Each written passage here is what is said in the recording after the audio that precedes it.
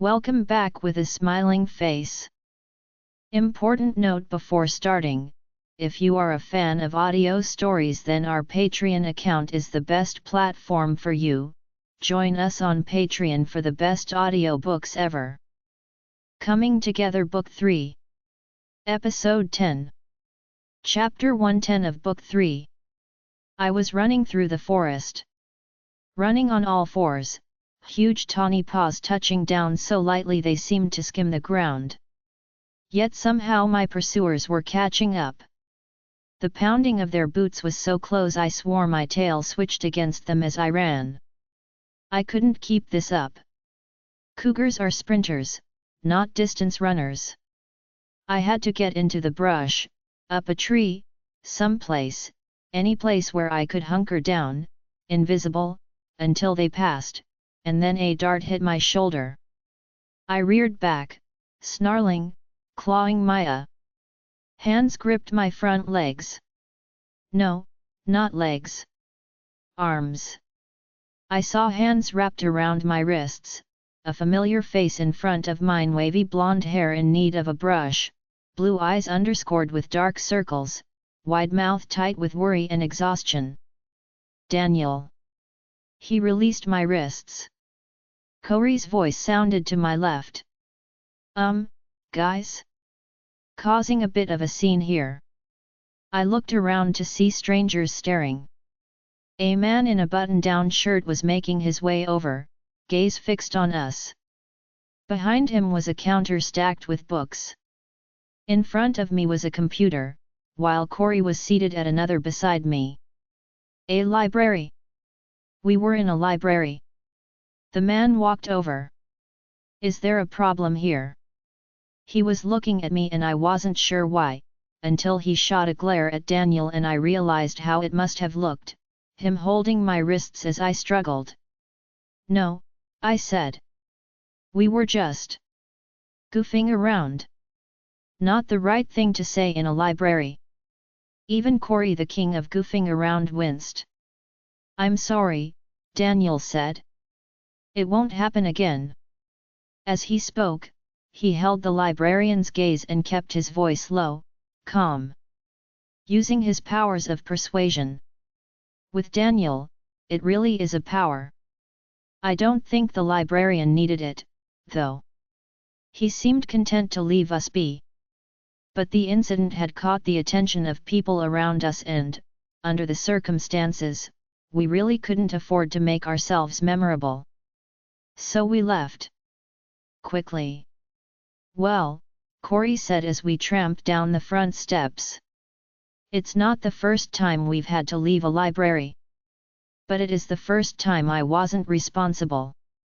I was having a vision, I said. I can't control those. No, Maya. Unless you snore during your visions, you were asleep. I don't snore. I looked at Daniel. Tell him I don't snore. Daniel feigned great interest in the fountain. Corey didn't ask how Daniel would know if I snored. Daniel and I had been best friends since kindergarten. Though our parents had decided sleepovers required separate rooms years ago, we'd spent the last few days sleeping side by side as we trekked through the wilds of Vancouver Island. Not a voluntary hiking trip, either. A helicopter crash had stranded us with Corey and 3 other friends. That helicopter had been supposedly rescuing us from a forest fire that threatened our town, but it actually been kidnapping us. Now, less than a week later, we were in the city of Vancouver, only the 3 of us left, the others captured by the people we were still fleeing. You were exhausted, Daniel finally said. Corey and I slept on the ferry. You didn't. I would have let you keep sleeping. But the snoring was getting kinda loud. I aimed a kick at him. He grabbed my foot and held it, making me dance and curse. A passing security guard shot us a warning look. Corey said. It's a sad day when I'm the responsible one. Speaking of responsibility, I'm going to take the reins of leadership and suggest food. It's nearly 8. Maya, use that cat nose and lead us to dinner. Yes, my dream hadn't been pure fantasy. I was a shapeshifter. I'd discovered my secret identity about a week ago. Not surprisingly, it marked the point for all of us. I wasn't the only supernatural kid in our tiny town. In fact, Salmon Creek seemed to have been built as a petri dish to resurrect extinct supernatural types. Project Phoenix. I was a skinwalker, like Rafe and Annie, a brother and sister who'd come to Salmon Creek looking for answers. Daniel was a Benandanti, a demon hunter. As for Corey, we were pretty sure he had powers, too, but we didn't know what they were yet. And as for the people chasing us, it was two groups, actually. The St. Clouds who'd founded our town and Project Phoenix and the Nasts, a rival supernatural corporation that thought we seemed like valuable commodities. Our friends were now divided between the groups, and we were on the run, trying to find someone to help us get them back. We wanted something else back, too, our parents. They'd been told we'd died in that helicopter crash. I'd been trying very hard not to think about that, what they were going through. I just kept telling myself it would all be fixed soon. It had to be. We ate dinner in a chain restaurant. It wasn't one we knew, and we'd stood inside the door for 5 minutes, going over the menu, feeling like country mice in the city. That's nothing new. We grew up in a town of 200 people. Put us in a metropolis of 2 million, and it didn't matter that we were private school educated and wearing the same labels as every other kid, we still felt like hicks. This is what we need, guys, Daniel said after we ordered. A huge city where we can just blend in and lie low for a few days. I know, Corey said. But I feel. He looked around at the other tables and scowled. It's the St. Cloud's fault. All those years of stranger danger classes, teaching us that no one outside Salmon Creek can be trusted. They did that on purpose. I know, I murmured. Teaching us to be afraid of the outside world so we'd never leave, when the real danger wasn't out here at all. It was right there. With everyone who was supposed to be looking out for us. Everyone we were taught to trust. Our teachers. Our doctors. Even some of our own parents might have been in on it, I'm not even sure my mom wasn't. He trailed off. I didn't rush to tell him I'm sure she hadn't been a willing participant. We'd already been through this. There were no guarantees. In Corey's face, bitter and angry, I could find no trace of the guy I'd grown up with, the one who was always grinning, always up to something, never thinking any further ahead than the next party. I cleared my throat. So, what did you guys find out while I was sleeping on the job? We'd gone to the library to research a name that Rafe's mother had given him to contact as a last resort. We had no idea if this guy could or would help us, but it was our only shot. Cyril Mitchell is an unusual enough name. I narrowed it down to the most likely guy, the others were too young. I have a phone number, but that's it. Daniel unfolded 2 notes from his pocket. Scrap paper from the library. He ran his finger down his notes and let out a deep breath. If Corey looked bitter, Daniel looked defeated, and it was just as painful to see. It's okay, I said. We call the number. We talk to whoever answers. That's all we can do. One of the toughest parts about making that call was picking a pay phone. Not only are they rare these days, but we wanted one a fair distance from where we'd spend the night. Sure, the risk that someone was tapping this guy's phone or that he was working for the people chasing us was slight. But right now we only trusted one another. We caught the Skitron and found a pay phone. Then I prepared to call the man we hoped was the right Cyril Mitchell. While Rafe had been captured the first time, he'd found information about another experiment, Project Genesis. The kids who'd been guinea pigs in that one had supposedly escaped, along with their parents. Rafe was sure Mitchell would know more. If we could find those subjects, maybe they could help us. I pumped $5 in coins into the pay phone and dialed. When a woman answered, I asked to speak to Cyril Mitchell. Sorry, wrong number, she said. I read her back the number I'd dialed. That's right, but there's no one named Cyril here. Before she could hang up, I said, I really need to get in touch with Mr. Mitchell and this is the only number I have. I'm sorry. I can't help you. My mind whirred, trying to think of something else to say before she hung up. But she stayed on the line. As if she was waiting. Do you know any way to get in touch with Mr. Mitchell? I asked finally. No. So why aren't you hanging up? If Mitchell knew about Project Genesis and Project Phoenix, both top-secret supernatural experiments, maybe he was on the run, too. Maybe this woman was waiting for something, a name, a code word.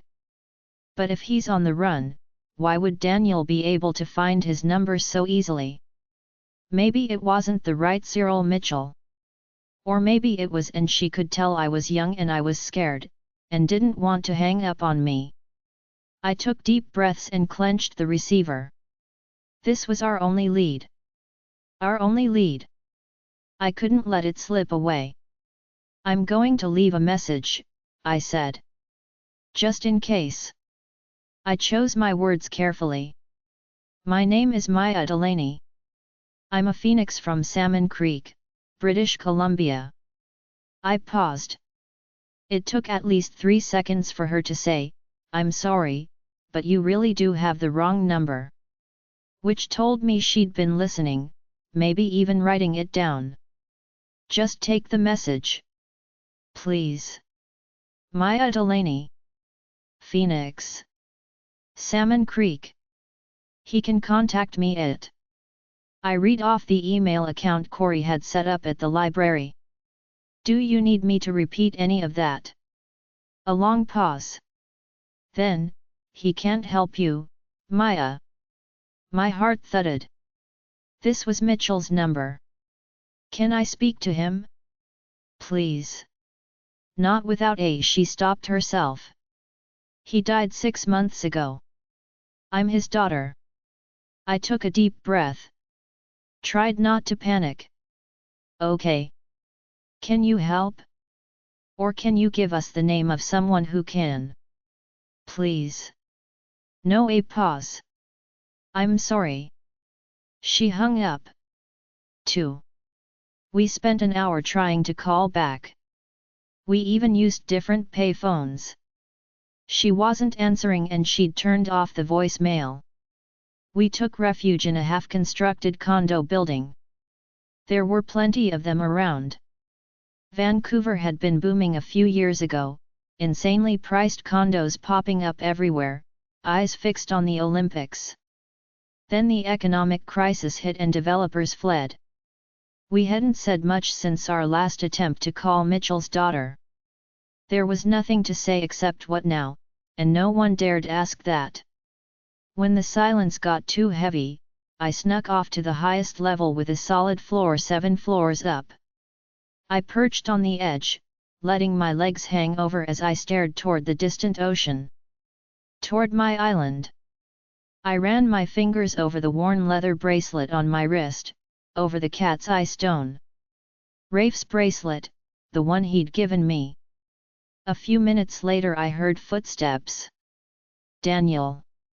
He didn't come over and I didn't turn, in case he was just checking on me. I heard him settle behind me. Then silence, broken only by the soft sound of his breathing. You going to stay back there? His sneakers scuffed the floor as he rose. I didn't want to disturb you. I held my hand up behind me, and his fingers closed around mine. I clasped his hand, feeling the heat of it chase away the October chill. He sat beside me, his legs dangling, too. We need to find these other subjects, I said. Project Genesis. I know, but... At the library, I searched on all kinds of words from those pages Rafe gave us. There's nothing. It's a dead end. Silence thudded down again. I stared out at the city and tried to rouse myself. We had to move. We had to do something. The thoughts would skitter through my brain, only to be swallowed by a yawning black pit. Move where? Do what? Our only lead was gone and I felt lost. Too beat down to even look up for a spot of light. I think we should go to Skydgate and try to contact your grandma, Daniel said. I looked at him. I wanted to shout for joy and throw my arms around his neck and thank him for giving me exactly what I wanted: contact with my family. But I only had to look at him, his eyes anxious, his face drawn, holding himself still as he awaited my response, and I knew this wasn't about choosing the right path. It was about making me happy. Or making one of us happy. Lifting the dark cloud for one so we could all breathe a little easier. He knew I wanted this more than anything. So he was giving it to me, caution be damned. I don't think that would be safe, I said slowly. We could make it safe. We'd go over to the Queen Charlotte Islands and make contact with one of her friends, ask them to take her a note. She's a smart lady. If she knows what's going on, she'll find a way to meet us without being followed. You've thought this through. I've gone over all the options. There's my brothers, but they're too far away and I'm not sure how much help they'd be. His two older brothers were at university in Toronto and Montreal, clear across the country. Corey's grandparents are in Alberta, but he said they wouldn't understand. They'd call his mom right away. We couldn't let that happen. If our parents found out we were alive and we weren't there to warn them, they'd confront the cabals, not knowing how dangerous they were. Daniel continued, I've never met Corey's grandparents, anyway. I've met your grandma. So has Corey. He's good with it. I looked out over the city. It's not like we have a lot of choice, Maya, Daniel murmured. Either we sit here waiting for divine intervention or we take a risk. It's not a short trip, I said. We'd need to take the train to Prince Rupert and the ferry over. We wouldn't have much money left. We wouldn't need it once we made contact. Before we get on that train, we need to make sure she's there. Call again tomorrow and see if she answers. Don't say anything, just confirm she's home. I don't know if she would be. She thinks you're dead, and the funerals. He trailed off. By now our parents might have buried us. Buried empty caskets, our remains lost at sea. We tried not to think about that, and sat there for a little longer, staring into the night. I know you're worried about Rafe, Daniel said at last. You haven't said anything, but you must be. I nodded. He double-crossed the St. Clouds to protect us. I'm afraid they'll punish him. Not just him, though, I'm worried about everyone. Sam, Haley, Kenji, Nicole. Did he notice I said my dog's name before Nicole's? I hadn't meant to, but the truth was that I wasn't at all worried about Nicole. She'd killed my best friend because Serena was dating Daniel. He didn't know that. Worse, at the time of Serena's death, he'd been ready to break up with her, and if he'd just done it a little sooner, she'd still be alive. I hadn't told him because I didn't want to put that kind of burden on him. So I had to pretend I was still concerned about Nicole, too. It's not just worry, I said. I feel responsible. Like they're waiting for us to rescue them and we have no idea how to do that. He put his arm around my waist and pulled me, so I could lean against him. We'll do our best. I closed my eyes and tried to block the mechanical roar of the city and imagine my forest instead, the sigh of wind through redwoods, the buzz of thrush and the whistle of marmots, the soft drip of rain. It took a while, but soon I was able to hear them, and when I did, exhaustion took over and I drifted off to sleep. There was still no answer at my grandmother's place. She volunteered at the Heritage Center, most recently in project management. She was Haida, like my mom. Mom wasn't really active in the native community, but Grandma was. I help her out with festivals and such, but I always feel a little out of place. I'm adopted and I am native, but Navajo, not Haida. I don't know much about that part of my heritage, except that it doesn't usually come with the ability to shape-shift into a wildcat. I'm just special. Unfortunately. There was a really good chance, then, that I knew the woman who answered the phone at the Heritage Center, but not well enough to recognize her voice. And, thankfully, she didn't recognize mine. "Hi," I said. "My name is Joy. I know this is going to sound weird, but I'm trying to get in touch with Maya Delaney's parents." A sharp intake of breath on the other end.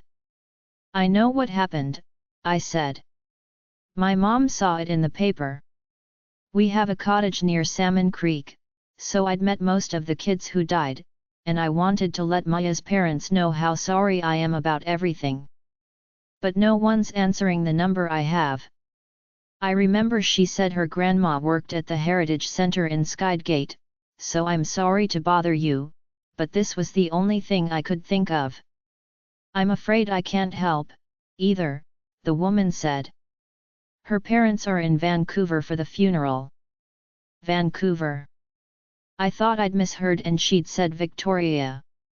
Maya's grandmother was hoping it would be on the island, but the people who ran the town are in charge, and I guess. She trailed off. "I know they took the parents to Vancouver after the crash. Maybe they think going back to the island would be too much of a reminder. It's all such a horrible tragedy. I think everyone's just relieved someone else is handling the arrangements." Yes, I was sure the St. Clouds were happy to make the arrangements. Get the families to Vancouver farther from us after the crash. Hold the service there so it would be smaller. Get this charade over with as fast as possible, then whisk them off to parts unknown. "Have they had the funeral already?" I asked. I was kind of hoping to go. "It's the day after tomorrow. You should be able to find details in the Victorian newspaper." Maya's grandmother has a cell phone, but she's spending the day on Galliano at a friend's cabin. A retreat before the funeral. She'll be out of touch while she's there. We'd spent time at my grandma's friend's place on Galliano. I could get us there, and it was a lot closer than Skydgate. 3. Galliano is the second largest of the Gulf Islands, between the mainland and Vancouver Island. It was an hour ferry ride, after catching a coach bus down to the terminal in Tsawasan. From the ferry stop, we had a 5-kilometer hike to the cabin, which was about as remote as you could get on the island.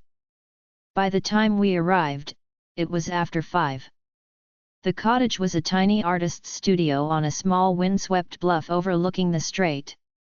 There was an empty cabin about 50 meters away, and that's where we took refuge, hunkering down in its shadow to watch the studio and wait for my grandmother to come out. Her car was in the drive, and a thin line of smoke rose from the wood stove chimney, so I knew she was there. I expected her to come out at any moment. It's a tiny studio and Grandma hates being cooped up inside as much as I do. When we came here for weekends, I'd wake to find her already gone walking the beach or gathering berries or just sitting on the deck, drinking tea and enjoying the morning. Yet today, despite the rare break of fall sunshine, the doors never opened. "She's not coming out," I said. This was stupid. Foolish. We should have stayed in Vancouver. And done what? That was the question, wasn't it? And done what? Hide forever? Give up dreams of a reunion with our families and reconcile ourselves to a life on the streets? None of us suggested that.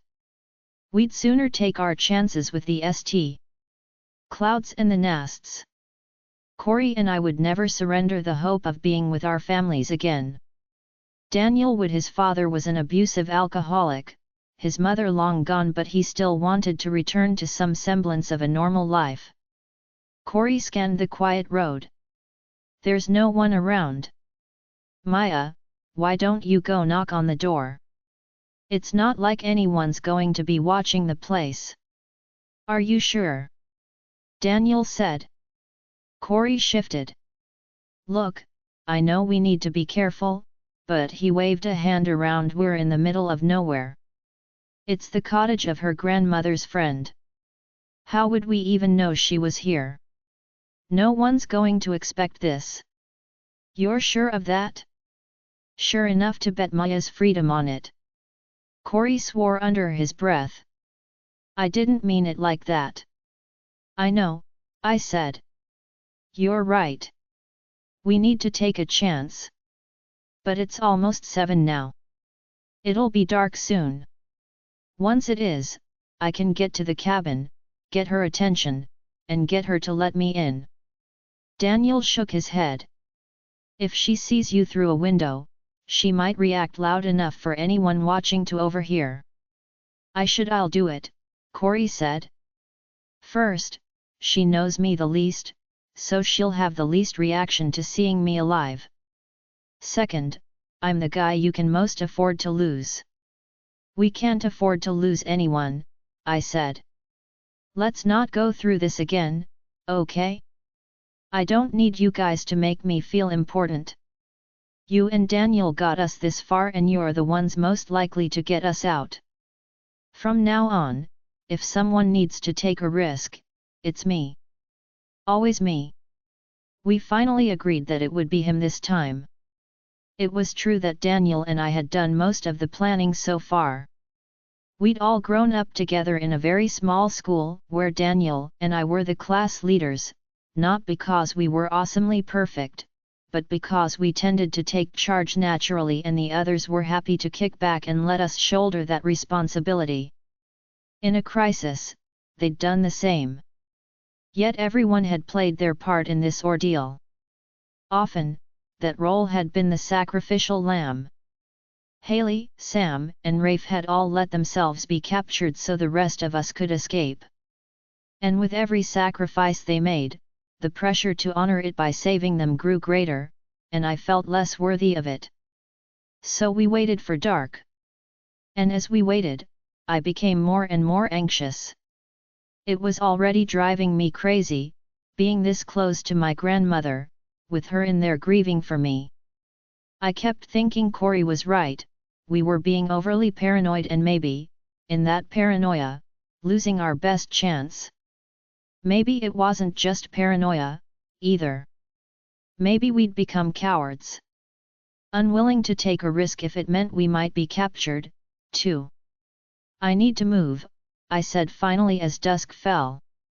We were sitting against the neighboring cottage, the long grass hiding us.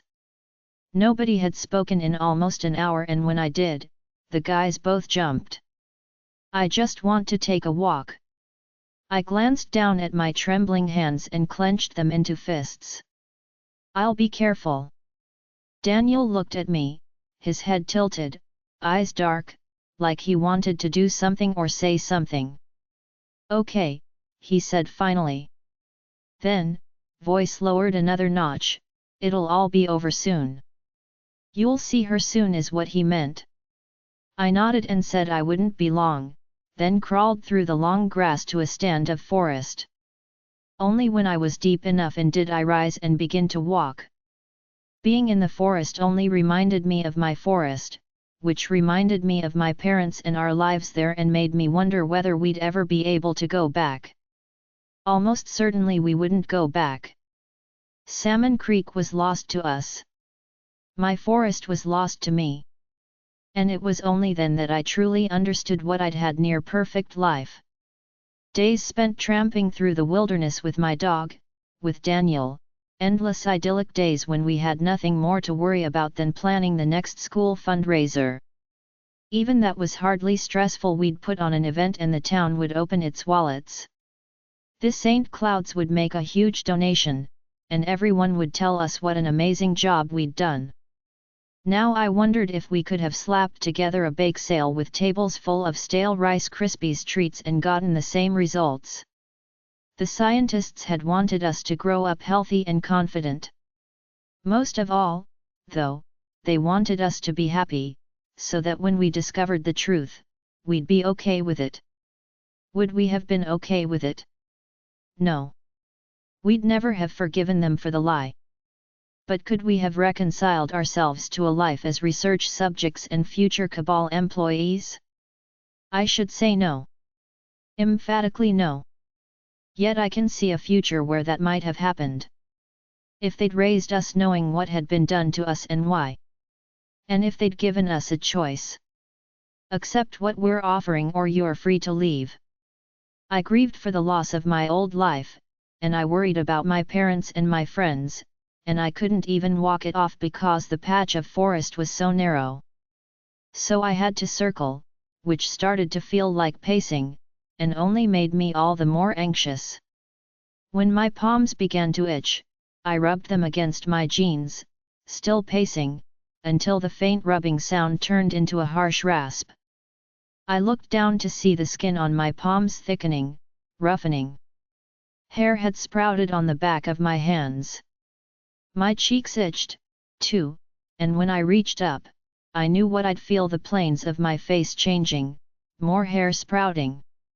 I barely had time to think I'm shifting when my knees gave way, like someone kicked them from behind.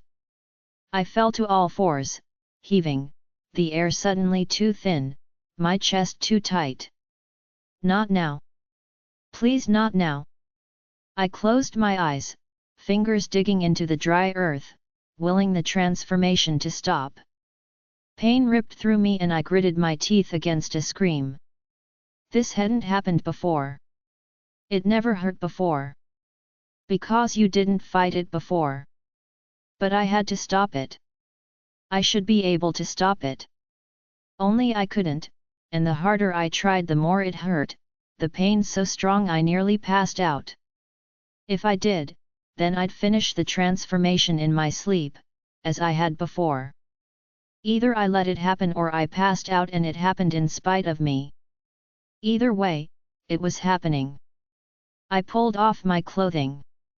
I'd barely thrown it aside before I crashed to the ground and everything went dark. A moment later, I woke up. There was that usual split second of where am I, what am I, grogginess before I remembered and leaped to all fours. I peered around. It was nearly dark now, but my night vision was excellent. I took a moment to adjust to the other changes: 4 legs, whiskers, a tail. It all makes movement a little odd at first, even the whiskers, pinging as they brushed the long grass. Sliding through that grass was a lot easier when I didn't need to crawl. And safer when I blended with the golden stalks. When I neared the neighboring cabin, I poked my head through the grass and let out a soft growl. Corey peeked out first. He saw me and jumped back. Then Daniel appeared, hand on Corey's shoulder, murmuring, "It's Maya." "I knew that," Corey whispered, looking abashed. "But why is she?" "I'm guessing she didn't have a choice." Daniel crawled over to me. As he did, I instinctively retreated. He'd never seen me in cat form. I'd only shifted twice so far. While I'd been around humans both times and hadn't felt any monstrous desire to devour them, I still scrambled away when Daniel approached. But his scent filled my nostrils and I didn't smell a threat or worse, dinner. I smelled Daniel, a scent I still didn't quite comprehend when I was in human form, but now it felt like a warm wave washing over me, relaxing me, telling me everything was all right, Daniel was here.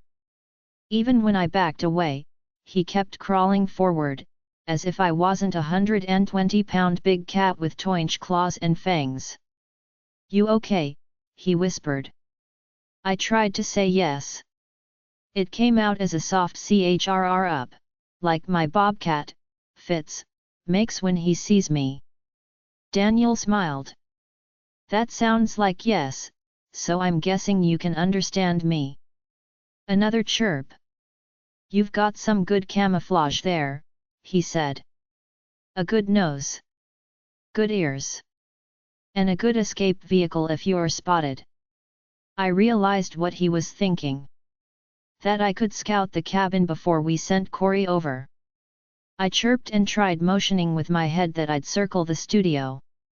I was sure there was no way he'd understand me, but he nodded. "So you're okay with that? You'll take a look around before Corey goes in?" I bobbed my head. He reached over to pat me, then stopped himself with a chagrined smile. "Sorry, I probably shouldn't do that. But it's the only chance I'll get to pet a cougar." I leaned against his hand and he buried his fingers in my fur, then he took a long look at me. "It's pretty amazing," he murmured. It was. Whatever else the St. Clouds had done to us, this was amazing. We sat there for a minute. Just sat together, me leaning against him, feeling the warmth of his hand, listening to his breathing, slowly calming me down until I was relaxed enough to pull back and jerk my muzzle toward the cabin, telling Daniel I was ready. He gave me one last pat and returned to Corey. 4. I set out through the long grass. The wind was coming from the north, which was behind me. I couldn't pick up any traces of human scent on the breeze. That meant there wasn't anyone outdoors for at least a kilometer. No one directly upwind, that is. To the northeast or northwest. Possibly. So I covered a swath from the road to the water. A very faint scent came when I approached the beach, the smell of people mixed with that of burning wood. Someone with a bonfire up the beach. No one lurked nearby watching the studio, at least not in that direction. I wanted to cross the road to check over there, but it was paved, meaning my tawny fur would shine like a beacon against the black. I paced along the edge, in the grass, thinking. Then I heard a car. I'd been too preoccupied to notice it until it zoomed around a curve, less than 100 meters away. I dived deeper into the long brown grass. The car slowed. I plastered myself against the ground, ears flat against my head, tail curled behind me. I could see the driver. Just a gray-haired guy scanning the roadside. What if he'd spotted me? Were there cougars on Galiano? Even if there were, seeing one would be a big deal. Vancouver Island had more cougars than any place else in Canada, yet people lived their entire lives there and never spotted one of the elusive cats. If this guy saw me and told someone, it could get back to the St. Clouds or the Nests. They'd know I'd come to see my grandmother, and even if I left now, they'd presume I'd made contact and they'd question her. At the very least, they'd question her. At worst, I started to shake. It took a moment for me to realize the car had moved on. It had never even come to a full stop, just a mildly curious driver who'd noticed a movement by the roadside. I chuffed in relief, my flanks vibrating with the sound as I lowered my muzzle to my paws. I had to be more careful. I had to be a lot more careful. When I'd composed myself, I decided I wasn't crossing that road. Instead, I would circle behind the studio to check the other side. The least exposed route was right along the top of the beach embankment, a narrow strip of long grass. Again, I screwed up. I'd completely forgotten that there was a path with steps leading from the patio to the beach. Every cottage had one. Luckily, this open strip was barely a meter wide, and I'd only be exposed for a few seconds as I crossed.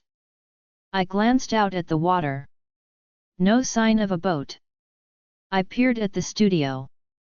The whole backside was glass, for the artist. The glare of the setting sun against the window made it impossible to see inside. Still, there didn't seem to be anyone there. As I crouched to scamper across, a scent wafted past. One that made my legs freeze. My grandmother's scent, drifting from an open window. I glanced over and inhaled, feeling my sides shake. So close. God, she was so close. All I had to do was no. Absolutely not. If this worked out, she'd know soon enough. I took another step. A gasp. I turned and saw a figure silhouetted against the open patio door. It squealed open, and the sound jolted me back to life. I dived into the long grass on the other side. Maya. My grandmother's voice. I froze again. Her feet thumped as she ran across the tiny lawn. Maya. No. This wasn't possible. I was imagining things. There was no way she could know I remembered the story she used to tell me when I was little. To explain my paw print birthmark and the fact that my birth mother had abandoned me on the hospital steps. She said my real mother was a cougar who'd had a late summer litter. She'd been an old cat and knew the signs that it would be a long, hard winter and her cubs wouldn't all survive. So she'd begged the sky god for mercy, and he turned her smallest cub into a human girl and told the cat to take her into the city. She'd left me at the hospital, but before she went, she'd pressed her paw to my hip, leaving me a mark to remember her by. Had my grandmother known the truth? That I was a skinwalker? Was I wrong to think my parents hadn't been aware of the experiments? My gut clenched. I turned to see her standing in the path, her hands to her mouth, her gaze locked on the dark patch of my birthmark. Maya. She dropped to her knees. I slowly walked to her. When I was close enough, she reached out and grabbed me around the neck, pulling me to her. It is you, isn't it? She whispered. Then she hiccuped a laugh. I guess, if I'm hugging a cougar and it isn't ripping out my throat, that answers my question. She hugged me again. I'm sorry, she said. You must be so angry and so confused. Are the others with you? Daniel and the rest? I let out a chirp. She squeezed me again. As horrible as this must be, at least you have each other. She clutched my face between her hands. If there's any way for you to visit your parents, please, please do that. Your mother might not believe in the spirit world, but when she sees you, she'll recognize her child. She'll know you took the form of the cougar to come and say goodbye. Goodbye? Spirit world? She didn't know I was a skinwalker. She thought the birthmark meant I had a link to the big cats and that my spirit had taken their form to return one last time. It was like seeing a ghost. I pulled back and shook my head. You can't go to them, she said, her voice cracking, tears streaming down her face. Do you want me to tell them I saw you? I shook my head again. Then I pulled from her grasp and started to run to the guys, to get them over here to explain. Maya. As she shouted, I caught a scent on the breeze. One I recognized. Moreno, a man who worked with Calvin Antone, my biological father. Footsteps pounded so hard I could feel the vibration. I caught other scents. A Nast Cabal team with Moreno, approaching from the south. Maya. Grandma shouted. I wheeled, growling, hoping she'd see or hear the team, but she just kept running after me, calling my name. A dart whizzed past. I ran faster. Then I heard a gasp behind me and saw my grandmother falling face first to the ground, a dart lodged in her leg. I tore back to her. Footsteps came from two directions. Daniel called for me. Corey shouted, too, telling me to stop, to come back. Another dart zinged past, so close it cut right through the fur on my haunch. I reached my grandmother. She was out cold, in the grass. I grabbed her shirt in my teeth and yanked as hard as I could. The fabric gave way and I tumbled back, a chunk of cloth in my mouth. Daniel grabbed me by the loose skin around my neck. You can't help her. Come on. When he heaved on me, I caught another glimpse of my grandmother, lying in the grass. Rage and fear coursed through me and the world turned blood red. Daniel heaved again and I spun, snarling, jaws opening, fangs slashing for his arm. Then I saw him and swung to the side, biting air instead. Maya. Daniel. Another voice I knew. One that filled my gut with ice water. Antone. Daniel. Corey shouted. Leave her. She'll be fine. Come on. Daniel's grip on my ruff didn't loosen. He whispered, please, Maya. Please. I looked back at my grandmother. Then up at Antone. Then at Moreno and two others running behind him, all armed with tranquilizer guns. And it was like when they'd shot Kenji. When they'd shot Daniel. I'd watched them fall and there was nothing I could do. Not against so many. I tore my gaze from my grandmother and ran. When another dart whizzed by, I veered to the side. Daniel shouted, then realized I wasn't circling back, I was separating us, making us tougher to shoot. We were already in the long grass. That made me nearly impossible to hit. I looked over at Daniel. A dart hit the flap of his sweatshirt and lodged there. As he batted it out, I circled, racing behind him and bumping the back of his legs. He understood and bent over, running as low as he could, zigzagging, his dark shirt making him nearly invisible in the night. Corey! He shouted. Go! We made it to the neighboring cabin. That blocked us from sight and gunfire and we could hear our pursuers cursing as we slipped under the porch. They cursed even louder when they got around the cabin and didn't find us there. As we hid under the porch, Daniel whipped a stone into the woods. Antone and Moreno took off, with Antone shouting for the others to go back for my grandmother.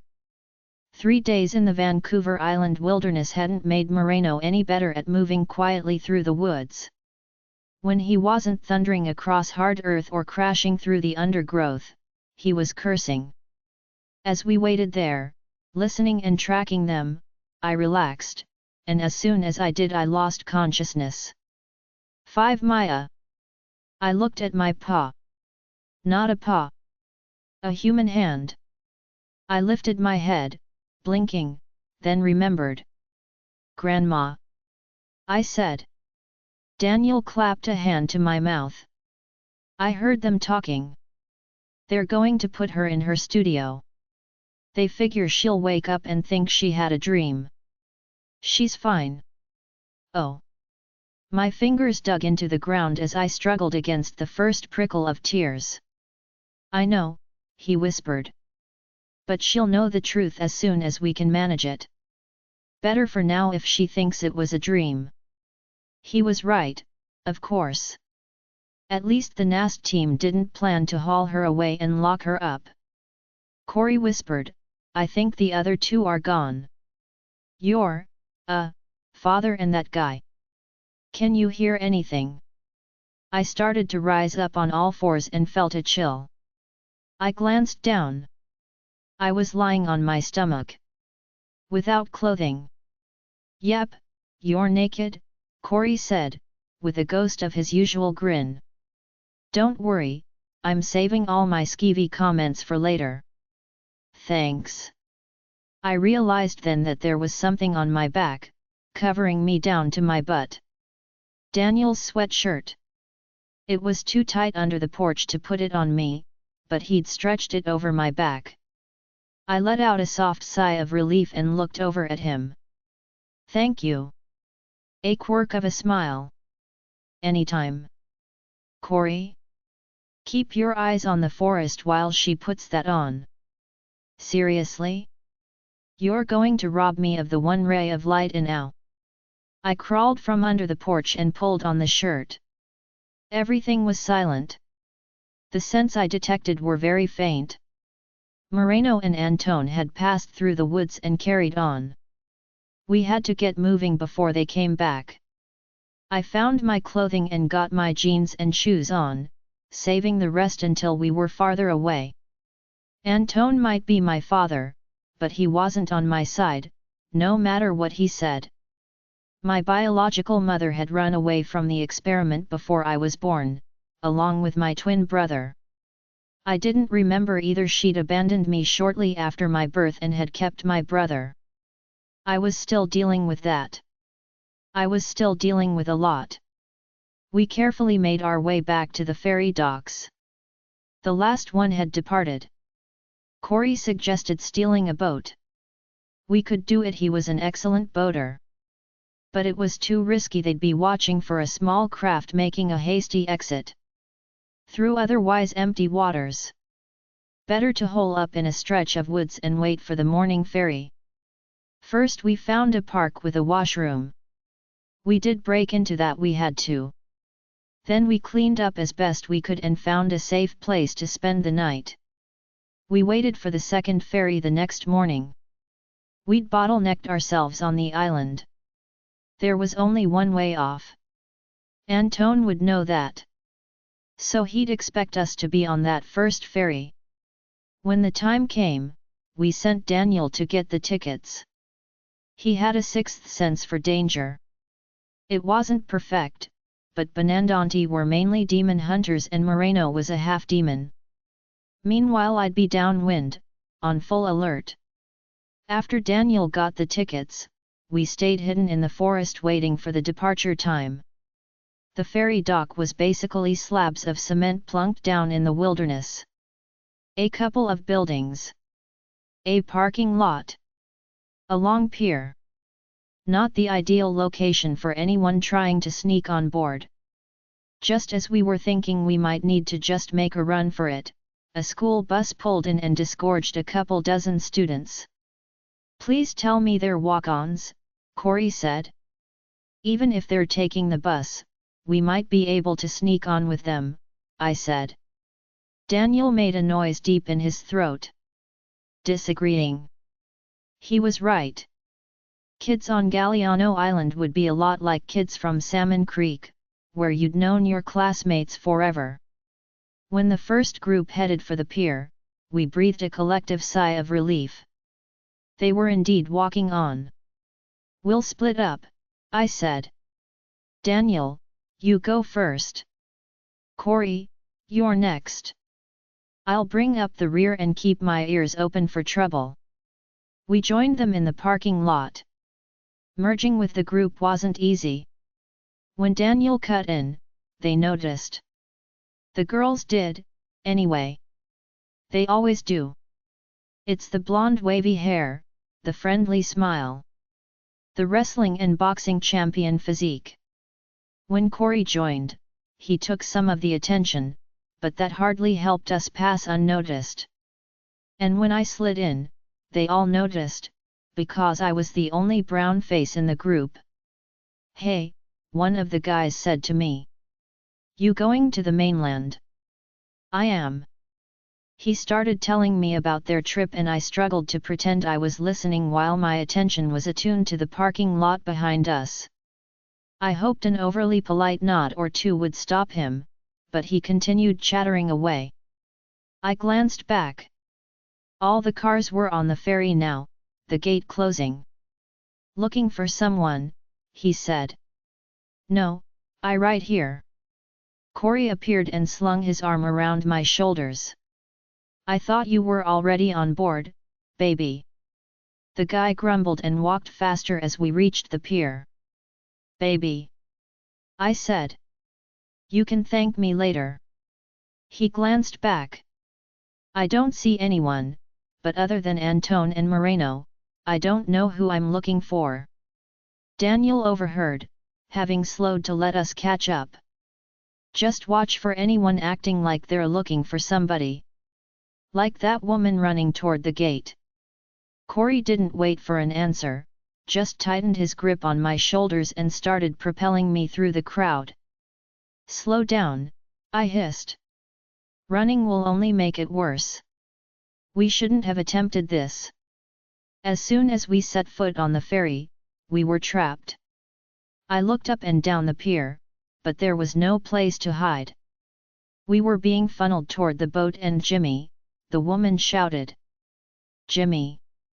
You forgot your EpiPen. A few of the kids laughed. A red-faced boy grumbled something and stomped back. Bullet dodged, Corey said. Now let's get on the boat. We stayed with the school group until we were on. The ferry was the Queen of Nanaimo. It wasn't a little ship. It had room for a couple hundred cars and close to 1,000 passengers. We headed straight upstairs to the top deck. Some of the kids were already there for the best vantage point. We stayed behind them as we strained to look out. My night vision is better than average, but my regular sight is about the same. There were a few people on the pier as the ship prepared to depart, but no sign. Daniel gripped my arm and whispered. Don't move. It's Antone. He didn't say your father. He knew how I felt. My father was Rick Delaney. To the left. Back at the ticket counter. He was right. Even from so far away I recognized Antone, and if I had any doubts, they evaporated when Moreno walked up beside him. Antone was showing something to the cashier. Oh no, I whispered. Photos. He's showing her. But Antone turned away and headed back toward a truck. What? I looked at Daniel. Why didn't the cashier recognize you? Because I didn't buy the tickets. I glanced at him. I persuaded a guy to buy them for me. Putting my mystical powers to good use. The extra 5 I gave him probably didn't hurt. He looked like he could use it. You are a genius. A genuine smile. Thank you. Now, as soon as we're in motion, the ferry's engines revved and we started pulling from the dock. Wow, I said. Your powers work on inanimate objects, too. He laughed. I wish. He waved me back from the rail, then led us to a tiny room off the main deck. It was a sitting room, with seats, windows, and a private bathroom. I think these are reserved for paying customers, Corey said as Daniel walked in. Daniel waved the receipt. Big spender, I said. It wasn't much extra. He closed the door. I figured we could splurge for a few minutes of peace and quiet. And a real bathroom. I collapsed onto the nearest seat. Again, you are a genius. Not done yet. I got you a treat. He reached into his pocket and pulled something out. Oh my God! Is that an apple? 2 apples. I leaped up, snatched them, then fell back on the seat. I think Grandma was right. I really have died and gone to heaven. I took a huge bite of the apple and groaned. Normally, I'd say you're weird, Corey said. But after days of eating junk food, those do look good. He turned to Daniel. That's really, you know, buying the chick. Daniel took another one from his backpack. Oh my God! I think I love you. Corey threw open his arms. The apple bounced off his forehead. Ow! I shook my head, closed my eyes, and smiled. 6. It was less than an hour to the mainland, but by the time we got there, we'd rested, cleaned up, and were feeling better. Most importantly, we'd come up with a plan. A desperate plan, but no worse than anything we'd tried so far. We were going to our funeral. Crazy? Yes. And when Corey had suggested it, Daniel and I rattled off a list of reasons why we couldn't try it. Yet the idea took root, and the more we thought about it, the more we realized it might be really our only chance to make contact with our parents. Once we were back in Vancouver, we went to another library and found an obituary website hosted by the Victoria Times colonist newspaper. How strange was it, typing my own name into the search box? Not nearly as strange as seeing the details of my passing fill the screen, along with pages of condolences. Summer kids and their parents. Guys I'd dated. Coaches and fellow athletes I'd met at track meets. Employees at the Victoria Refuge Centre. People who knew my mom, my dad, my grandmother. People recollecting moments with me that, sometimes, I didn't even remember myself. As I read, Daniel wheeled his chair over behind me. "Everyone will know the truth soon enough," he whispered. I nodded. As I printed the funeral details, Corey turned from the computer beside mine. Guys? You know that email address I set up? We've got a message." I slid my chair over. Corey had the message displayed on the screen. It was from Cyril Mitchell's daughter. She'd decided to talk to us, but what she had to say was too important for a phone conversation. She'd looked up the area code from our phone call and knew we were in Vancouver, so she was on her way here and would arrive late morning. "She sent it yesterday," Corey said. "Meaning she's already here. She says she'll be checking email and wants us to give a time and place to meet. Reply and say we'll meet at the aquarium at." I checked Daniel's watch. "We'll be in the lobby." He sent the message.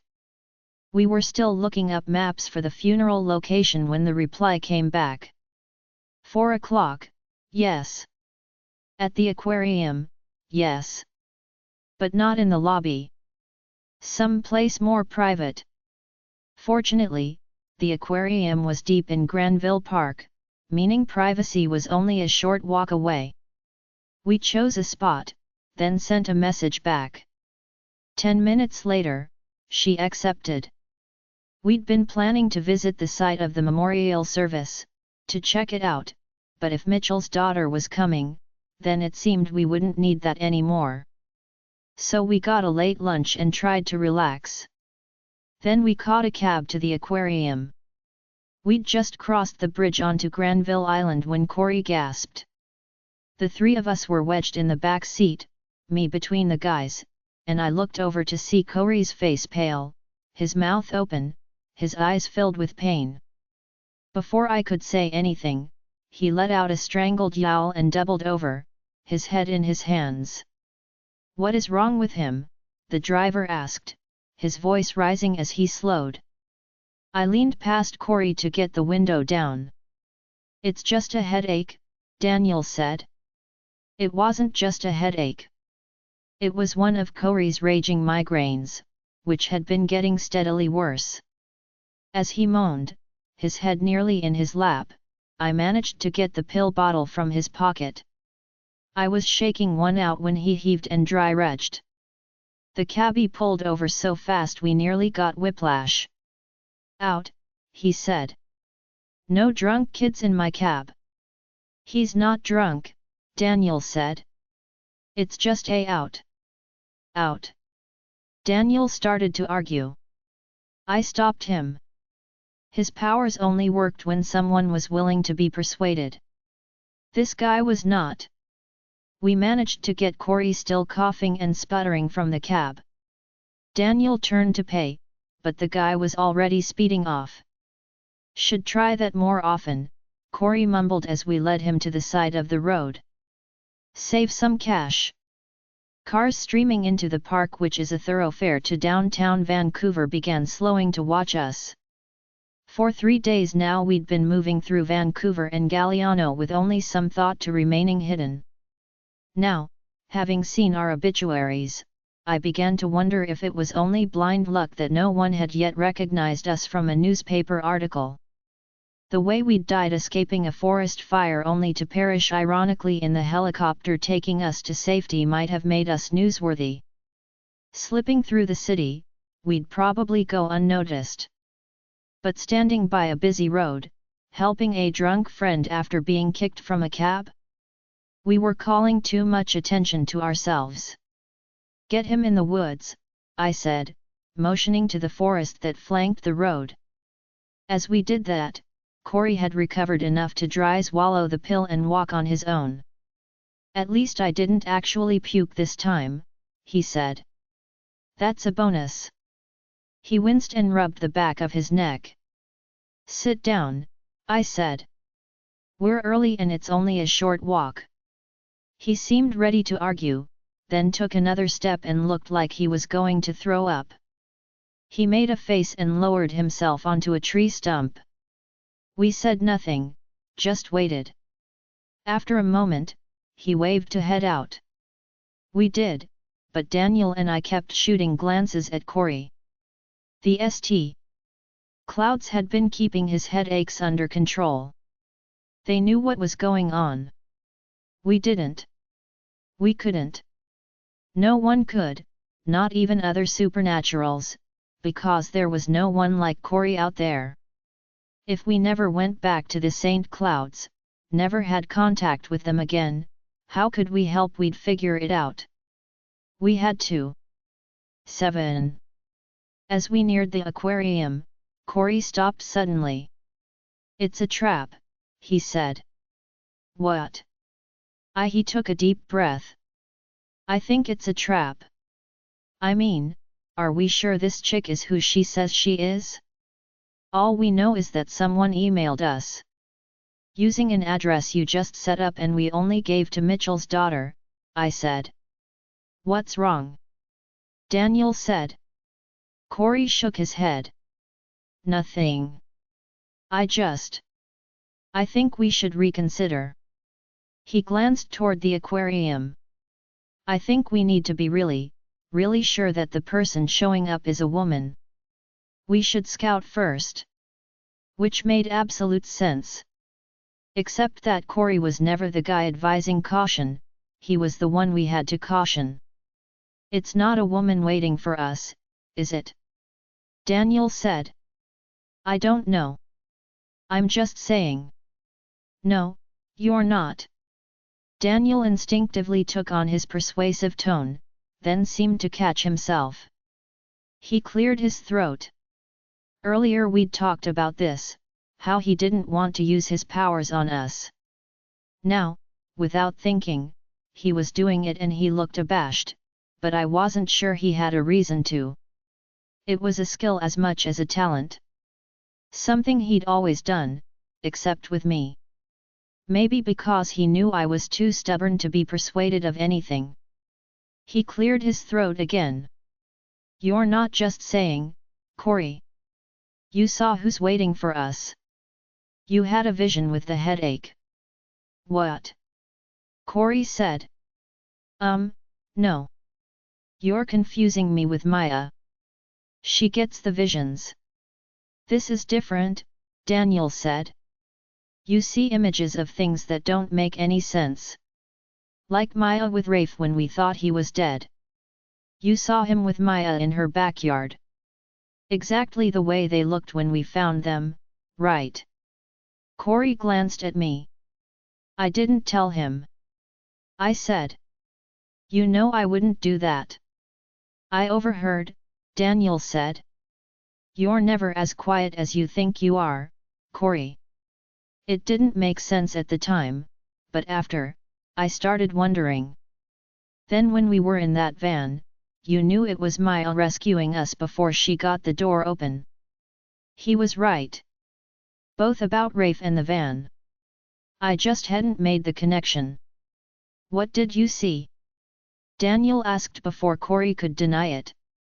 Corey stood there, cracking his knuckles. "You see visions of the future," I said. "That's your power. What's wrong with that?" seriously. He looked over at me. Daniel is a demon hunter. You're a shapeshifter. Apparently, I'm a fortune teller. On a cool scale, that ranks about a 5. Add in the headaches and puking, and I'd knock it down to a 2. So, because you've decided your power isn't cool enough, you're going to let us walk into a trap? No. I warned you, didn't I? He caught Daniel's look and shuffled his feet. Fine. But if anyone starts buying me crystal balls and tarot cards? Of course not, I said. We can't afford it. He grumbled, then shoved his hands in his pockets. There's not much else to tell and I don't know whether it's real or not, so I don't want you guys relying on what I say. Deal. Deal. There's a guy waiting for us. A kid, I think. Maybe our age. Brown hair. Wearing a t-shirt and jeans. Tanned. I didn't see much of his face.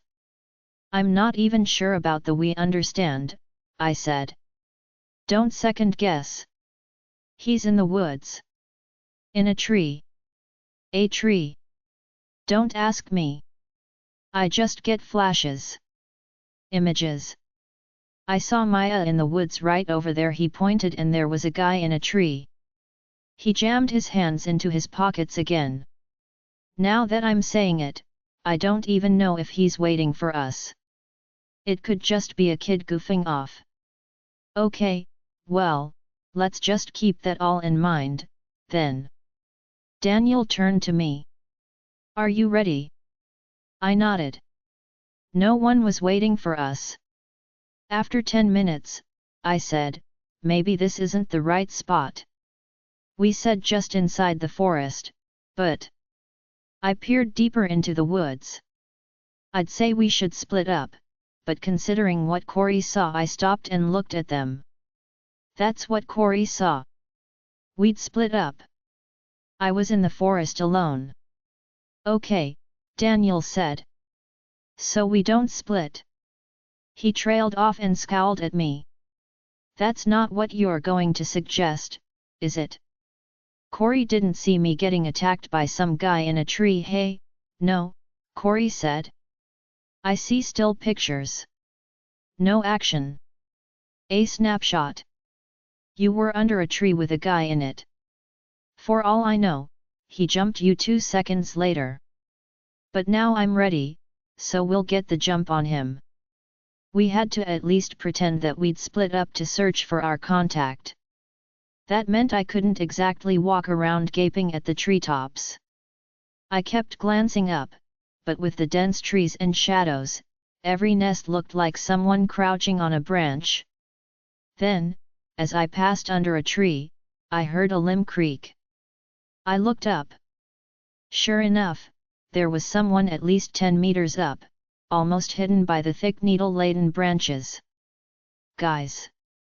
I said. I waved Daniel and Corey over, and I looked up again. I can see you, I said. Come on down. The figure didn't move. I walked over and grabbed the trunk. That brought Daniel at a jog, but he didn't try to stop me, just watched as I shimmied up. I made it almost as far as the first thick branch when the guy jumped onto the limb below him, then onto a neighboring tree and shuffled down a limb, gripping the one above for balance. I grabbed the nearest branch and swung onto it.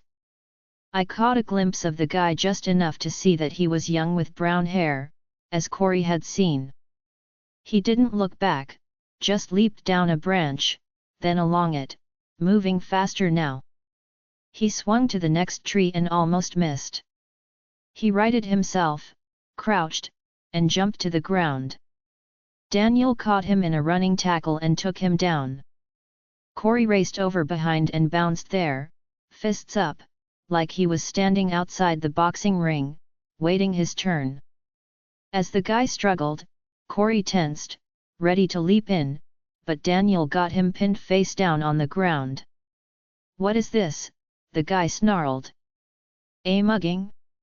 I knew I shouldn't have cut through the park. You always cut through using the sky route, I said as I bent down and patted his pockets. Hey! Nothing to rob, I guess, because you aren't carrying a wallet. That's a little odd, don't you think? He snarled profanities now. Daniel tensed, like he was waiting for the guy to aim those profanities at me. He didn't, though. Just general cursing. I double-checked inside his pockets. No ID. That is weird. So where do you have it? I tugged up his pant leg. He tried to kick, but Corey dropped and held his feet still while I pulled a thin billfold from his sock. It was held on with an elastic for safekeeping. Inside the wallet were a few $100s and 3 credit cards. I fanned the cards. So are you Jason or Drake or Todd? The guy didn't answer. He just kept staring at the ground. You don't look 18, I said. So they're fake? Or stolen? No answer. Corey pulled up the guy's other pant leg. There's something here, too. It was a blue passport, attached with another elastic. An American passport, I said. I'm pretty sure these are hard to fake. So let's see who you really are. I opened it. My gaze headed for the name, but the photo snagged it instead. I stared at the picture for a moment. Then I looked down at the guy on the ground. At his bare arm. Corey said he'd seemed tanned in the vision. He wasn't. He was native. I lifted the passport to get a better look at the photo. His eyes were hazel and his hair was light brown, but he still looked native.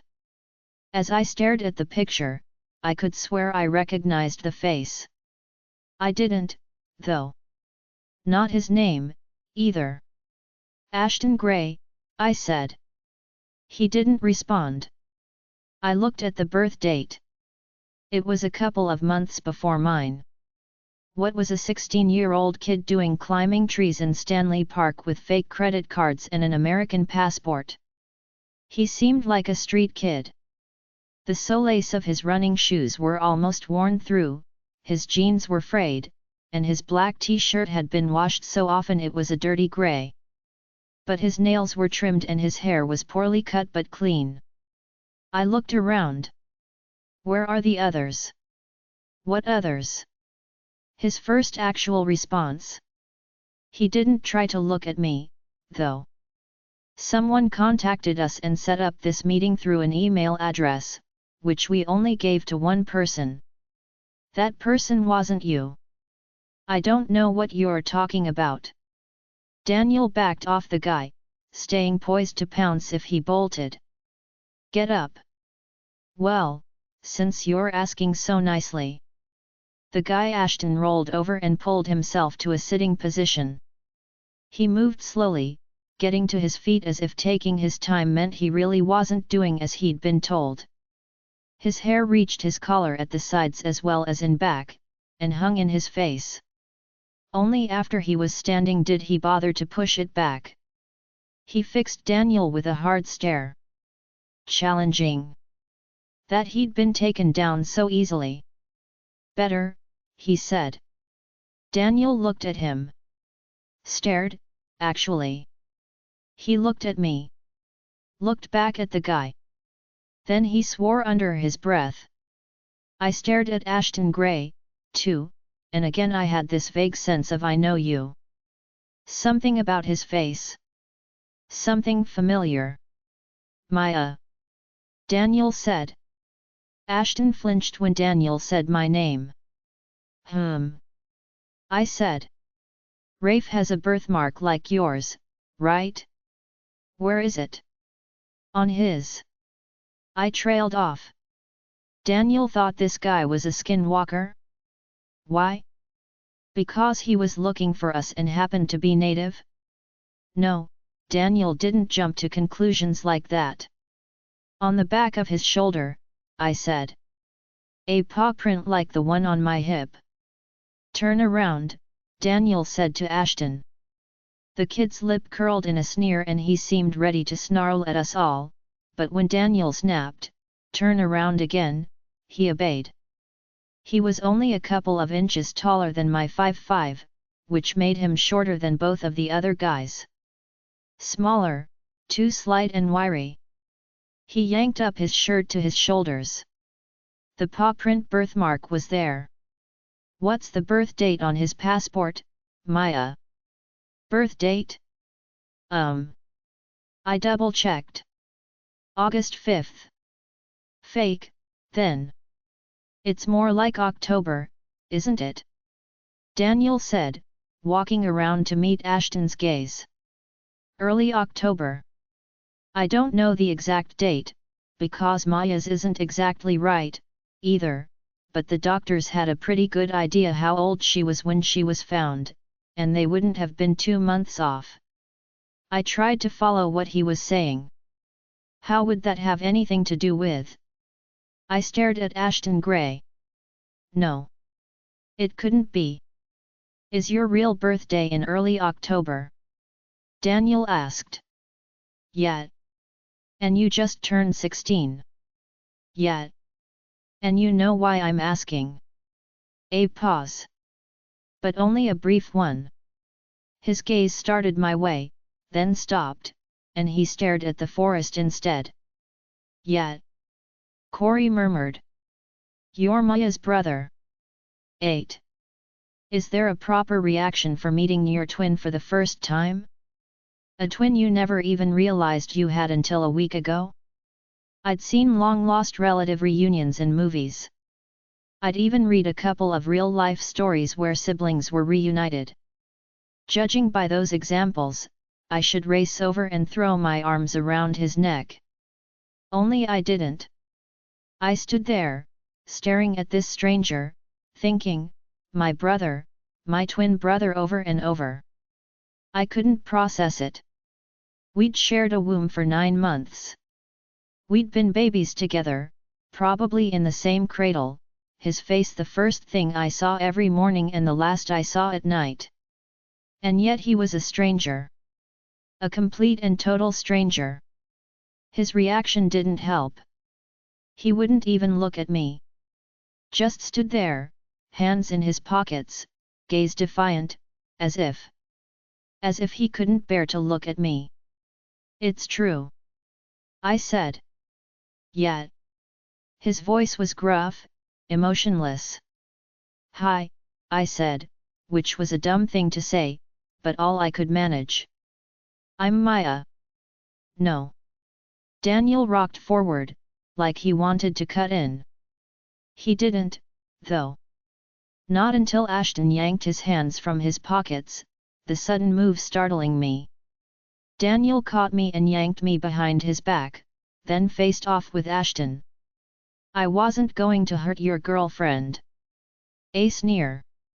"She's my friend." "Good for you." "Just my luck," I said. "Finally meet my twin brother and, turns out, he's an ass." Corey laughed. Ashton looked at me for the first time, staring, as if he'd misheard. "Oh yeah," Corey said with a chuckle. "She said that. You may have inherited the jerk genes, but Maya got the brutal honesty ones." "Enough," Daniel said, stepping forward. "Is anyone else here? Or were you the one who sent the email?" "It was me." We all struggled not to look disappointed. "So how did you get the email address?" I asked. He turned and looked at me. "Just looked." "Great," I muttered. "Do I need to relay my questions through an interpreter?" "That depends." "Are you going to call me an ass again?" "That depends." "Are you going to act like one?" I expected Daniel to intercede. He just stood there, arms crossed, face impassive, as Corey struggled not to laugh. "Look," I said. "We're in trouble. Serious trouble. We reached out to the only contact name we had. You show up instead, spy on us, try to run, and now act like we're keeping you from a hot date. Somehow you got that message, knew it was your twin sister, and replied. That would make perfect sense if you wanted to help your sister. But that's obviously not the case. Oh, that's obvious, is it? If I'm wrong, then let's start over. I'm Maya. That's Daniel and that's Corey. Is Ashton your real name? Ash. Nobody calls me Ashton. Guy couldn't even answer a benign question without attitude. This was going to be fun. How about we sit down somewhere and talk? Maybe grab something to eat, Daniel said. Correct me if I'm wrong, but aren't you guys supposed to be dead? Currently being chased by two cabals? You're waltzing around Vancouver, eating in restaurants. No, Corey said. I never waltz. I do the foxtrot sometimes, though. There's a cafe just a little walk away, I said as calmly as I could. We'll get something there and find a private place to sit. It's been hours since we've had any food, and I don't know about you, but these guys eat like they're in permanent training. So what's your excuse? Corey said to me as we started out. It's the cougar shifts, Daniel said. They take a lot out of her. Absolutely, I said, grinning at him. Ash snorted. It'll be a while before you need to worry about that. No, Corey said. She's already shifting. Ash's look darkened, telling me he wasn't shifting yet, and I quickly said, it's only been a few times. He glowered at me, as if I was bragging, then he fell back beside Corey and walked in silence behind me. Great. Just great. I inadvertently screwed up again at the cafe. Daniel, Corey, and I had pooled our money, so we were taking turns grabbing stuff. Since it was my turn to buy, I naturally asked Ash what he wanted. I pay my own way, he said, with a scowl that I was beginning to think was as much a part of his normal expression as Daniel's smile or Corey's grin. Do you want me to grab it for you? I asked. No. As he stalked off, we watched him go, making sure he didn't bolt. Don't let him get to you, Daniel murmured. Whatever his problem is, it's not you. He just met you. I know. He leaned closer, squeezing my hand, and whispered, I'm sorry. I know this isn't how you'd pictured it. I could say that I hadn't pictured it. There'd been too much going on for me to even think about my newly discovered brother. Yet that was a lie. I had thought about meeting him. I'd thought about what it might be like to have a twin. Everyone said they shared a bond beyond mere blood. I looked at Ash, standing in line, glowering. Nope.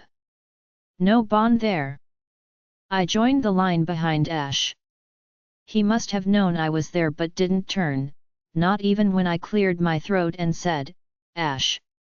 I tried again. Can I, ask you something? He glanced back. What? You are by yourself, right? Said that, didn't I? Actually, no. He'd never answered the question. But I didn't point that out. So she's not with you, I said. Mother. Nope. You left her behind. A look. One I couldn't decipher. Not exactly, he said, and turned away. Is she dead? He paused so long I thought he wasn't going to answer. Then he said, no idea, and stepped up to the counter to place his order. 9. My brother had no idea if our mother was alive or dead. That made no sense. I'd been told she'd kept him. He'd grown up with her. Had he run away? Or was no idea just his way of saying? At the table, Ash ate his wrap, but not without complaint. Wraps? Seriously? In a park? Where were the burgers and fries? So where are you from, then? I asked. From the look he gave me, you'd think I was asking for his home address so I could send a death squad. Around, he said. So where did you get the email address? I asked. From the person you gave it to, obviously. I shot a look at Daniel. We called the number for Cyril Mitchell, Daniel said. That was the emergency contact another skinwalker gave Maya. The woman who answered said he was dead. She claimed to be his daughter. Is that true? Yeah, he's dead. Yeah, she's his daughter. But if you expected any help from him, you're even more clueless than I thought. So tell us what we're missing, Daniel said, his voice low, calm. Clue us in. Ash shrugged. Later. Maybe. Point is, she's not going to help. She didn't want her dad mixed up with the St. Clouds or their genetic projects. Blames them for his death. They killed him? I asked. He looked ready to shoot back a sarcastic response, then checked himself. No. It was a heart attack. She blames them because he was working for them. Working both sides employed by the cabal, but helping some of the Project Phoenix parents. So she blames us, too, which is why she isn't going to help. But she did decide it was her duty to pass on your email to me and tell me you phoned from a Vancouver number. She knew you were my sister. Acted like she was doing us a huge favor. She shouldn't have been passing out your contact info without asking you. So she told you I called, gave you the email address, and you decided to come meet me. Yet. He was sitting there, barely able to look at me, barely able to speak without snapping at me, yet he'd dropped everything, paid God knows how much for a plane ticket, and crossed an international border to track me down. I didn't know how to reconcile that. I would have been sure it was a trap, except, if it was, he wouldn't be nearly about the whole thing. He'd be all, "Hey, I'm your brother and I'm here to help. You know Daniel's a Benandanti, and you know we're supposed to be dead, and you know there are 2 cabals after us. Did Mitchell's daughter tell you that?" He snorted. She didn't tell me nothing. I already knew about the crash and the escape. There are a few parents out there who left Project Phoenix, like our mother. They've kept in contact with me. One of them contacted me after the crash. She had a Google alert on Salmon Creek. She told me the briefest hesitation. She told me you were dead. Oh. Then I get this call from Sylvia Mitchell. So I made another call, to another parent, and found out you survived. This guy knew how to contact me, knew that I thought you were dead, and never even bothered to phone when he found out otherwise. Said it wouldn't do any good. That I was better off thinking you were dead. Nice, Corey murmured. So I'm guessing these parents aren't going to be helping us anytime soon. You guess right. The one who told me you were dead is okay but useless. Just wants to protect her daughter. He paused. Can't blame her, I guess. The other guy is even less helpful, though he knows more. He has contacts. Won't share them, though. Might endanger his kid. Cyril was in charge of this little network, but when he died, it just fell apart. He's the only one who would have helped or made them help. Okay, Daniel said. So who can we get help from? Your mother. Ash snorted. You know where to find her. No, I thought you. Daniel looked my way again. I cleared my throat. I was told our mother separated us because the St. Clouds would be looking for twins. She left me at a hospital in Portland, but she kept you. Raised you. You heard wrong. Oh. I paused. So she left both of us. Abandoned. She abandoned both of us. You at the hospital as a baby, me with some so-called friends when I was 5. Oh. Yeah, oh. I haven't seen her since and I don't want to now. If you're going after her, count me out. I'll suggest you save yourself the trip, though. She doesn't give a damn about either of us. Dumped us on strangers to save herself. I sat there, stunned. Then I said, "Is there anyone we can go to?" He stared at me, then laughed. You guys really are spoiled rich kids, aren't you? When things go wrong, you don't have a clue how to save yourselves. Just run in circles looking for a grown-up to do it for you. Does it look like we can't save ourselves? We're free, aren't we? But our parents think we're dead. Good. Makes it easier to disappear. No one to come looking for you. I don't want to disappear. I want my parents back. Why? They sold you out. I don't believe that. Then you're not just a sheltered rich kid. You're a stupid one, too. Daniel cut in. We also need help because the cabals have our friends. Then wish them well and start making new ones. They'll be fine. This ain't Clouds and Nasts will take care of them. They're valuable future employees. Ash eased back on the bench. Look. I came for my sister. I know how you guys grew up and I figure she's not going to last 10 minutes on the street. I'm going to take her someplace safe. I didn't expect he waved at Daniel and Corey in Entourage, but I suppose it's a package deal. It is, I said. But we're not running and hiding. We can't. Maya can't, Daniel said. There's a problem with skinwalkers after they start shifting. What? One of the first subjects is the sister of the guy who gave me Cyril Mitchell's number, I said.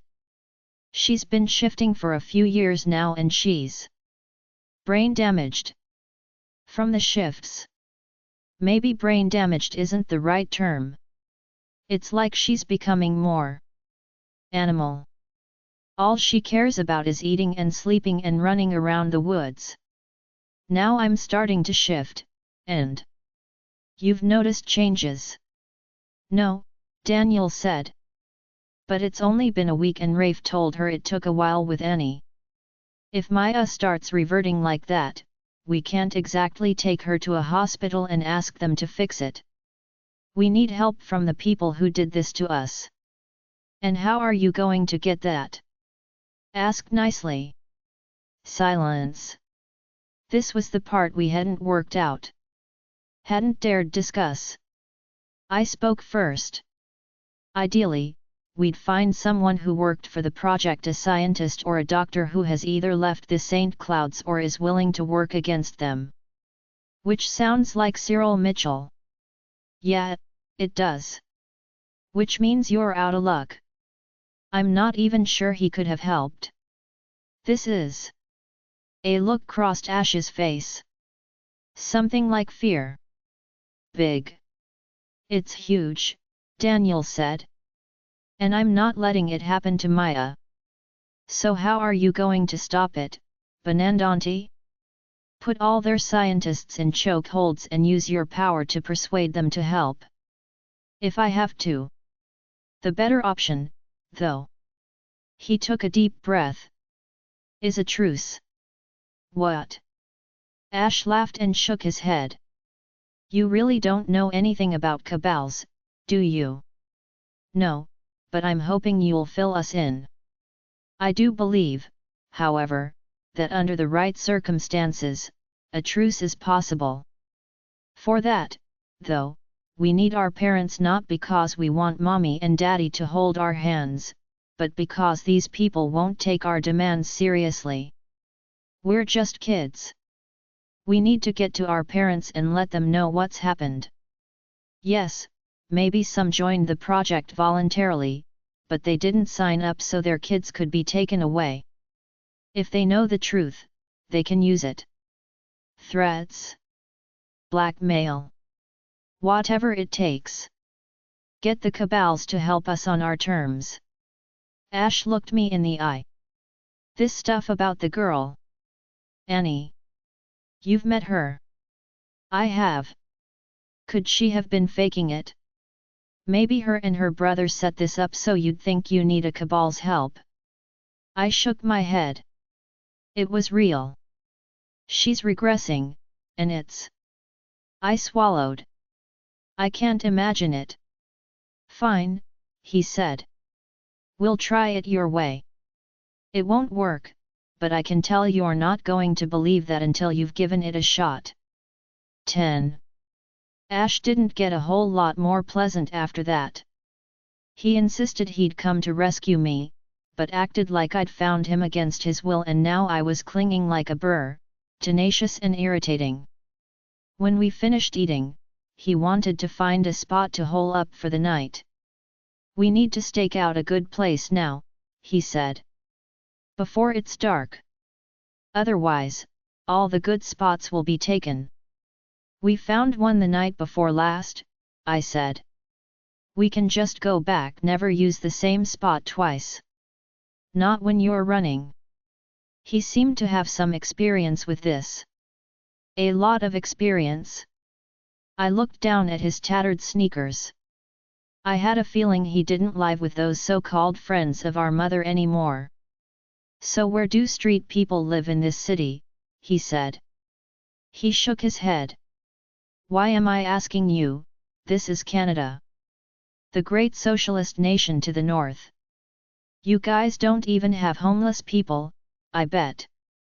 We have them, unfortunately, I said as calmly as I could. Guess socialism isn't really working out for you, hey? Canada is a democracy. That means we're not a socialist country or a communist country or we have homelessness and we have gangs, Daniel cut in. Both of which could be an issue in finding a place to spend the night. You're right, though. We have no idea where to look for a spot. We're going to need to rely on you for that. I cleared my throat. Actually, there are a few dozen homeless living here in the park. Long-term campers deep in the woods. When Vancouver had that big windstorm in 2006, they had to go looking for the homeless people, make sure they were all accounted for. Dad came over to help with some other rangers. Make sure they were accounted for. Ash said. What? They keep a roster, check in on them from time to time. The park management knows they're there. They aren't hurting anyone, so no one bothers them. Ash shook his head as if this, too, was clearly the sign of a backward nation. I said, as long as we get deep enough in the woods and don't bother them, we can stay here for the night. And I'd really like to stay in the forest, if I can. But I didn't say that. I had a feeling it would make him decide to stay any place but here. We should, Daniel said. It makes sense. We're not going to need to worry about gangs in here. All right, Ash said. Find a spot. As we headed into the woods, Ash just followed along, glancing from side to side, as if he expected wolves to leap out. Earlier, he'd seemed perfectly comfortable climbing trees. Adept at it. And as long as we'd kept to the edge of the forest, he'd been fine. But Stanley Park is bigger than New York's Central Park. As we got in deeper, leaving the sounds of the city behind, he grew even more tense and quiet. You okay? I said when he jumped at a sparrow hopping through a bed of needles. Course, he snapped. Just paying attention. Someone has to. Corey nodded. You never know. That sparrow could have had an Uzi hidden. Daniel elbowed him to silence. Ash fell back, scuffling along, until we got far enough in. He caught up then. He didn't join our conversation, but did stay close as we continued moving through the woods. We found a decent place. As Daniel and I cleared twigs and brush for sleeping spots, Corey and Ash stood off to the side. Ash watched us, as if daring us to ask him to help. We didn't. Corey seemed not to have noticed what we were doing. He was staring out into the forest, lost in thought. I leaned over to Daniel as we both bent for the same rock. You should probably talk to Corey about the vision thing. I was just going to say the same to you. Daniel took the rock and motioned for me to follow him a few steps away. You're the one he told about them in the first place. Only because he didn't want to worry me. I know. But while I think that might have been part of it, it's partly just. It's not about boxing or girls or cars. Not something he wants to talk to a guy about. Having visions? Way outside his comfort zone. Too touchy-feely mystical. Exactly. For that, he'd rather talk to you. Like I'd tease him or something. He rolled his eyes. I'm more likely to tease him. But okay. Let me give it a shot. Thanks. He glanced over at Ash. Speaking of comfort zones, I think your brother finds it easier talking to me. Is there anything I can ask him for you? I shook my head. There's plenty I want to know, but I need to ask myself. When I think he might actually answer. Which could be never. Don't let it get to you. I'm not. Liar. I smiled, shook my head, and walked over to Corey. Daniel was partly right. Corey was really uncomfortable with his newfound powers. But I'm not sure talking to me helped. Everyone else seemed to have physical powers. His was mental. Corey was really better with the physical. It didn't help that his came with the most serious side effect of all, debilitating headaches. He felt ripped off. I think it's just a transition period, I said. You're coming into your powers, and the headaches are a sign of that. Once it develops properly, they'll go away. Or not. Maybe if we do get you a crystal ball, that would help. Thanks. You know I'm teasing. Yeah, and I also know I'm being a brat. I don't understand it. What's happening? It doesn't feel. He glanced over. It doesn't feel like me. Changing into a cougar fits you, you're a nature freak. Being an evil hunting warrior fits Daniel. Sam, too. Being mermaids or whatever fits Haley and Nicole. But this. It doesn't fit me. There may be more to it, I said. Parts we don't know about. No one else just has one power. We need to find out exactly what you are. He was quiet for a moment, then said, I think I might know more. He glanced over to where Daniel was trying to engage Ash in small talk.